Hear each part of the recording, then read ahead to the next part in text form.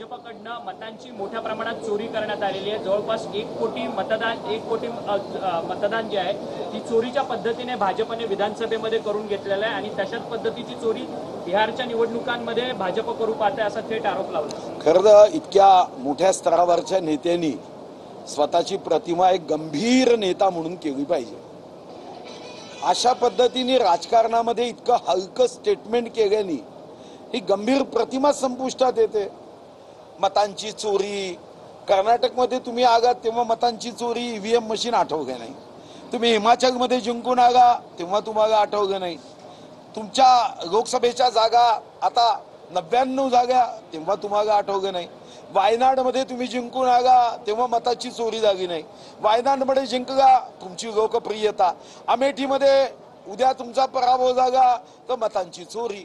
मला वाटतं आता मी तर फार छोटा कार्यकर्ता आहे, पण इतक्या मोठ्या स्तरावरच्या नेत्यांनी ज्यांना एक राजकीय मोठी परंपरा आहे, इतका हलकं होऊन राजकारण करण्याच्या ऐवजी देशाचे जे मूळ प्रश्न आहे, जिथं या प्रश्नाला सोडवण्यामध्ये माननीय देशगौरव विश्वगौरव मोदी साहेबांचं सरकार कुठं कमी पडत असेल, अपुरं पडत असेल तर त्याबद्दल तर्काच्या आधारावर, आकडेवारीच्या आधारावर कर्नाटक किंवा तेलंगणा किंवा हिमाचलमध्ये तुम्ही जे दीनदुर्बल शोषित पीडितांच्या आयुष्यात आनंद निर्माण करणारे निर्णय घेतले ते निर्णय वाचावेत ना।